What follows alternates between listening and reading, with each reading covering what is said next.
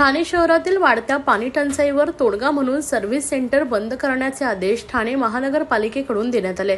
परिणामी गोरगरिबांच्या पोटावर पाय आणला जातोय.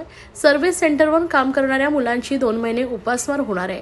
त्यामुळे सर्व्हिस सेंटर बंद करण्याआधी पाण्याचा प्रचंड उपसा करणारी अनधिकृत बांधकामे रोखावीत अशी मागणी राष्ट्रवादी काँग्रेस शरदचंद्र पवार पक्षाचे शहराध्यक्ष सुहास देसाई यांनी केली आहे. राज्यभर सध्या पाण्याचं दुर्भिक्ष्य निर्माण झालंय. धरणातील पाणीसाठा कमी होऊ लागल्याने अघोषित पाणी कपात करण्यात आले. तसेच पाण्याचा अपव्यय टाळण्यासाठी वाहने धुणारी सर्व्हिस सेंटर बंद करण्याचे आदेश ठाणे महानगरपालिकेने दिले.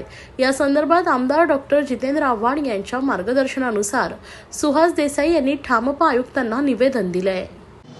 आम्ही आता सर्व कार्यकर्ते माननीय जितेंद्रजी आव्हाड यांच्या आदेशाने महापालिका आयुक्तांना भेटायला आलो होतो, पण आयुक्त साहेब आज कार्यालयात नाही आहेत, म्हणून आम्ही पत्रव्यवहार जो करायचा होता तो त्यांच्या कार्यालयाशी करून आलो. नजीकच्या काळात ठाणे महानगरपालिकेने बऱ्याचशा ठाणे शहरात असणाऱ्या अधिकृत अनधिकृत सर्व्हिस सेंटर्सना नोटिसा दिल्या आहेत. पाण्याचे खूपच प्रॉब्लेम चालू आहेत. पाणी टंचाई भासवण्याचा प्रकार आहे किंवा होतोय, होऊ शकते भविष्यात. त्याच्यासाठी तुम्ही तुमची सर्व्हिस सेंटर बंद करा, अशा प्रकारच्या कायदेशीर नोटिसा ठाणे महापालिकेने दिल्या आहेत.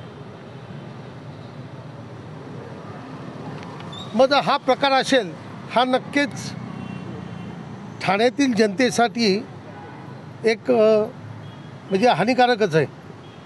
कारण पाणी ही माणसाच्या मानवी जीवनातली एक मोठी नीड आहे, आवश्यकता आहे. आणि जर खरोखर ही गोष्ट आयुक्तांच्या नजरेतच असेल, मग त्यांनी फक्त सर्व्हिस सेंटर्सला का टार्गेट केले. माझं आव्हान आहे आयुक्त साहेबांना, आयुक्त साहेब तुम्ही जर खरोखर हे ठाणे शहर चालवता किंवा ह्या ठाणे शहराचे वाली म्हणून काम करता किंवा ठाण्याच्या नागरिकांचे एक भविष्य म्हणून जर काम करताय, तर सर्वप्रथम ठाणे महानगरपालिकेत जी अनधिकृत बांधकामं चालू आहेत ती बंद करा. ती का चालू आहेत, त्याला काय कारण आहेत?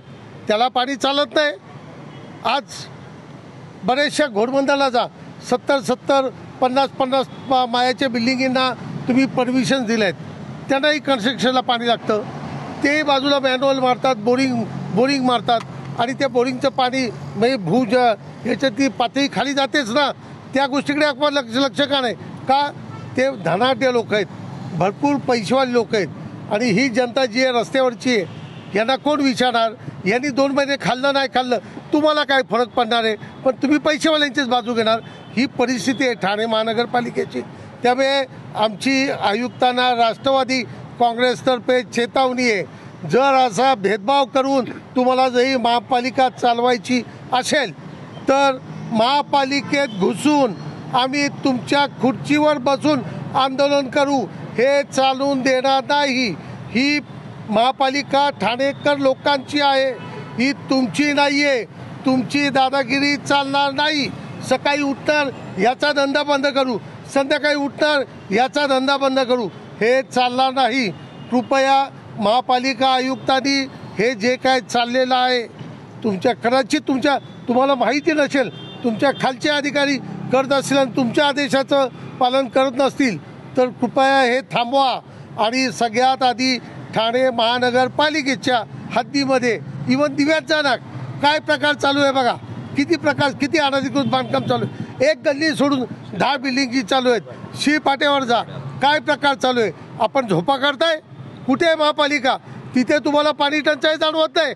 हे गोरगरिबांच्या बोरिंग बंद करून सर्व्हिस बंद करून काय मिळणार आहे तुम्हाला? ठाणेकर लोकांना ज्या सुविधा पाहिजेत त्या तुम्ही दिल्याच पाहिजेत, पण त्यांचे पोटावर त्या गोरगरिबांच्या पोटावर आणि पाठीवर लाथा मारू नका. तेही लोक आहेत, त्यांचेसुद्धा कुटुंब असतील, फॅमिली आहेत. काय करावं त्यांनी? म्हणजे तुम्हाला हे बिल्डर चालतात, यांच्यासाठी तुम्ही रेड कार्पेट पाय घड्या घालून ठेवा, कारण ते तुम्हाला काहीतरी म्हणजे तुमच्या अधिकाऱ्यांना किंवा काहीतरी त्यांचा चालू असेल, चालू द्या, आम्हाला त्याबद्दल काय म्हणणं नाही. पण आमच्या ठाणेकर जनतेच्या गोरगरिबांवर पोटांवर मारू नका, ही तुम्हाला नम्र विनंती आहे. राष्ट्रवादी काँग्रेसतर्फे पक्षातर्फे आमचे नेते जितेंद्र आव्हाड यांच्यातर्फे तुम्हाला नम्र विनंती.